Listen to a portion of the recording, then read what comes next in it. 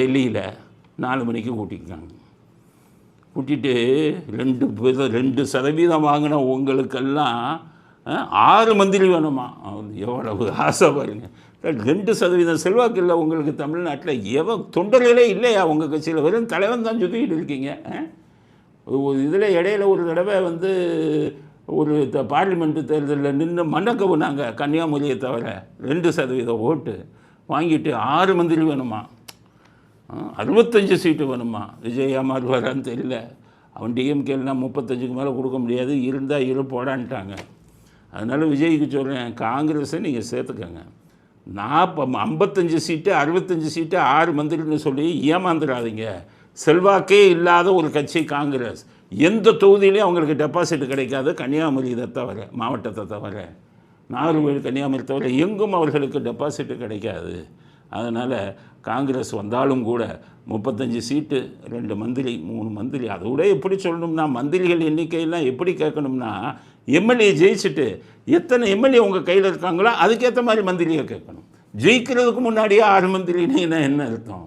அதனால் விஜய் ஏமாற மாட்டார் என்று நினைக்கிறோம். விஜய்க்கு நாங்கள் கொடுக்கும் அறிவுரை, காங்கிரஸுக்கு ஒரு 35 சீட்டு ஒரு 2 மந்திரி, இதுக்குத்தான் அவர்கள் தகுதி. இல்லைன்னா உங்கள் ஓட்டை பூரா அவங்க வாங்கிட்டு போவாங்களே ஒழிய அவர்களுக்கு தமிழ்நாட்டில் எந்த செல்வாக்கும் இல்லை. காரணம், எந்த தேர்தலையுமே அவங்க தனியாக நிற்கலை. தொண்டன் எப்படி இருப்பான்?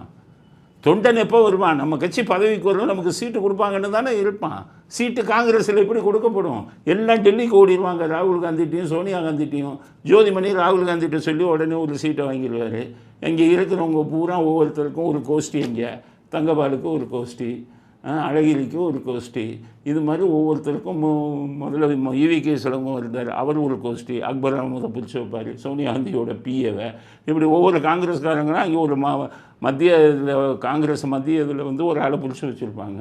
சீட்டை வாங்கிட்டு இங்கே வருவாங்க. மாணிக் தாக்கூருக்கு ஒரு கோஷ்டி, இப்படி கோஷ்டி இருந்துட்டு எங்கேயா தொண்டன் இருக்கான்? ஒரு எலெக்ஷனில் காங்கிரஸ்காரன் தனியாக நின்று ஒரு சீட்டு ஜெயி பார்க்குறான். கன்னியாகுமரி நாகர்கோவில் தவிர ஒரு சீட்டை ஜெயிக்கிறதுக்கு இது இல்லை. 65 சீட்டா, 6 மந்திரியா? விஜய் ஏமாறுவாரா இல்லை விழித்துக் கொள்வாரா அப்படிங்கிறது கடவுளுக்கே வெளிச்சம். நம்முடைய அறிவுரை, அதிக சீட்டுகளை கொடுத்து ஏமாறாதீர்கள். உங்களுக்கு மக்களின் ஆதரவு நன்றாக இருக்கிறது. நீங்கள் தனியாக நின்னாலே ஜெயிக்கலாம். 1977 எம்ஜிஆர் கட்சி ஆரம்பித்த பிறகு முதலில் சட்டசபை தேர்தலை எதிர்கொள்ளும் போது தனியாகத்தான் நின்றார். நம்முடைய பலம் என்ன என்பதை தெரிந்து கொள்வதற்காக. அதனால் எப்போதுமே புதிதாக கட்சி ஆரம்பித்தவர்கள் தனியாகத்தான் தேர்தலை எதிர்கொள்ள வேண்டும் அப்படிங்கிறது தான் எங்களுடைய கருத்து. அதனால் விஜய் தனியாக நின்று தன்னுடைய செல்வாக்கை நிரூபித்து ஆட்சி அமைப்பது தான் சிறந்தது. காங்கிரஸை சேர்த்து கொள்ள வேண்டும் என்று விரும்பினார். 30 சீட்டு 35 சீட்டுக்கு மேல் அவர்களுக்கு தகுதி இல்லை அப்படிங்கிறத அவருக்கு நாங்கள் எங்களுடைய கருத்தாக பதிவு செய்ய. ஜனநாயகன் படம் வழக்கு தள்ளுபடி, சுப்ரீம் கோர்ட் அதிரடி உத்தரவு.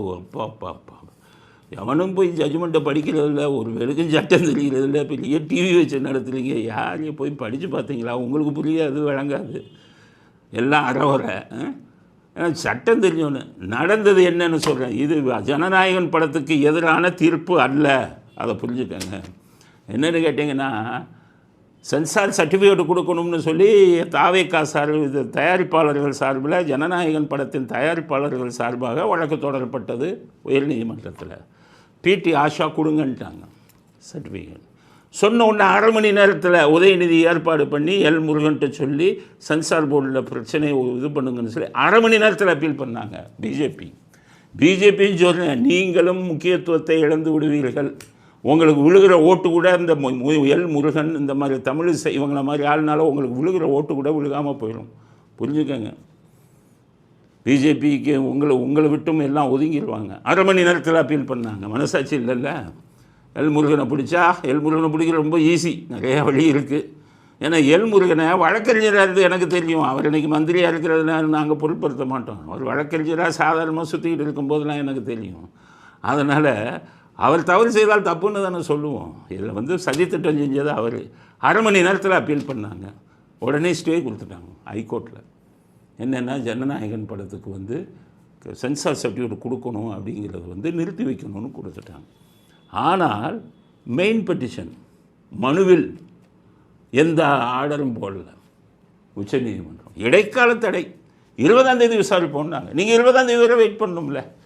ஸோ இந்த பணம் வாங்குறதுக்காக சுப்ரீம் கோர்ட் முக்கில் ரோத்தை இவங்கெல்லாம் பணத்துக்காக அலைகிறவங்க அவங்கெல்லாம் சேர்ந்து இல்லை இதுக்காக சுப்ரீம் கோர்ட்டுக்கு போவோம்னா தப்பு. அது மெயின் பெட்டிஷனில் high court bench order போடலையே.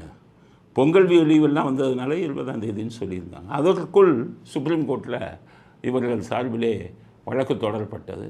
Supreme court என்ன சொல்லியிருக்காங்க, இதில் தலையிட முடியாது. ஏன்னா ஹைகோர்ட்டு பெஞ்சு 2 நீதிபதிகள் கொண்ட பெஞ்சு இன்னும் அதில் ஆணை பிறப்பிக்கலை, தீர்ப்பு கொடுக்கலை, ஸ்டே தான் கொடுத்துருக்காங்க. அதுவும் இடைக்கால தடை. 20ஆம் தேதி வந்து அந்த கேஸை போட்டிருக்காங்க. அவங்க போங்க, நீங்கள் அவங்க அதில் ஆணை பிறப்பிச்சு அது உங்களுக்கு எதிரான ஆணையாக இருந்தால் திருப்பி சுப்ரீம் கோர்ட்டு வைக்குவாங்க. இதுதான் தீர்ப்பு. இதுக்குள்ளே விருப்பம் இல்லையா, சுப்ரீம் கோர்ட்டு விருப்பம் இல்லைன்னு சொல்லிட்டாங்க, தள்ளுபடி பண்ணிட்டாங்க, இதை பண்ணிட்டாங்கன்னு ஒன்றும் சட்டத்தை ஏபிசிடி தெரியாதவெல்லாம் போட்டு இது பண்ணிக்கிட்டு இருக்காங்க. அதனால் தமிழ்நாட்டு மக்கள் புரிஞ்சுக்காங்க, உச்சநீதிமன்றம் கொடுத்தது இவர்களுக்கு விஜய் கட்சிக்கு எதிரான ஒரு தீர்ப்பாக இல்லை. ஹைகோர்ட்டை முடிச்சுட்டு வாங்கன்னு இருக்காங்க. 20ஆம் தேதி 21ஆம் தேதி ஹைகோர்ட்டில் வருது. 2 நீதிபதிகள் கொண்ட பெஞ்சு முடிவு சொல்லுவாங்க. முடிவு சொன்ன உடனே அது எதிர்ப்பாக இருந்தால் அப்போ சுப்ரீம் கோர்ட்டுக்கு போனால் சுப்ரீம் கோர்ட்டு நிச்சயம் சர்டிஃபிகேட் கொடுக்காம்பாங்க. சென்சார் கார்டனுக்கு ஒரு அதிகாரம் கிடையாது. காட்சி தப்புன்னா அதை எடுக்க சொல்லலாம், அவ்வளோதான். எடுத்துட்டால் கண்ணை மூடிட்டு கையெழுத்து போடணும்.